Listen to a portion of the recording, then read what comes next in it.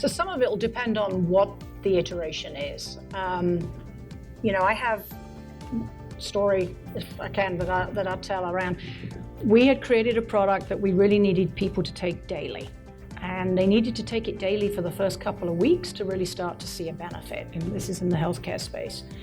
And so we had blister packs, which were needed in order to maintain the stability of the product. And we did the classic. We put Monday, Tuesday, Wednesday, Thursday, Friday, Saturday, on the back. And these were typical rectangular blisters.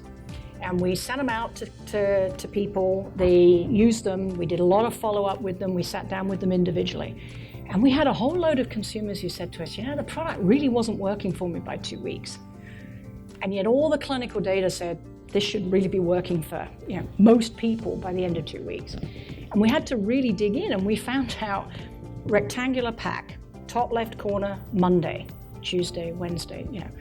We had people who got the product on a Tuesday and waited until the following Monday to start taking it. Again, if we hadn't done that feedback and really dug in, we would never have worked that out.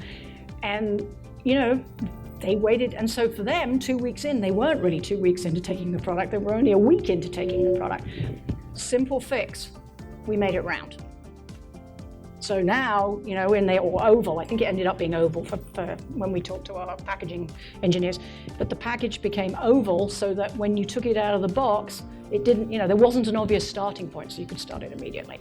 So that's just an example of where if we hadn't done that feedback loop and we hadn't checked back in, and we'd just taken the data of, well, suddenly this doesn't seem to be working, and not being curious about why was it so different, in a clinical trial versus in a real life example, we would never have got to that. Yeah, so iterations are really important when you're trying to launch new things, to try to get people's feedback. I think that one of the things that Rowena mentioned earlier, customers don't really know what they want is key. If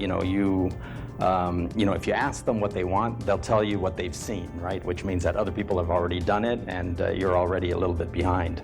So, the best is to actually, develop something, don't ask too many deep questions. What could customers want? And then you show it to them. If you could show it to them, they'll tell you exactly what they like, and that way you can get that feedback loop really well. We had a project recently, well, it's not that recent anymore, maybe a couple of years ago, but we were developing an idli maker for India. Most of our products are actually designed to be global products, but we do work on a couple of regional ones. Most of you familiar with Indian food, like idlis? Are you familiar with that? It's sort of this white, soft bread. Okay, you would know. That you would eat with chutney. And, we wanted to make this very easy for people to use. We wanted to also, utilize the microwave as a viable appliance for cooking. It's not only looking at technology and materials, you also have to look at cultural aspects, and for us at that time, we had no designer from India. In fact, we had to really think about, how do we develop this product, without actually having someone on staff who knows, the cuisine and knows how to cook this really well. So I contacted our team in India. We have a team on the ground. They're mostly a sales team. And I asked them, could you put me in contact with one of, a well-known Indian chef, maybe not so well-known because, then they would be super expensive, but, someone who's up and coming. And they put me in touch with a young Indian chef who was having his own cable TV program. I don't know what his exposure was, but this guy became part of our development process. We would, iterate by sending him prototypes that he could actually test. He would send back, very, very detailed comments and recommendations, and we read through it. We didn't feel obligated to take everything that he sent back, but whatever we didn't take, we would then write him back to explain why we didn't take it back, because we did want him to be an integral part of this relationship. And it worked extremely well for us, not just from the development side, But also when we were launching the product, I flew to Delhi. We actually had this big launch because this was a major project, a major product for this area.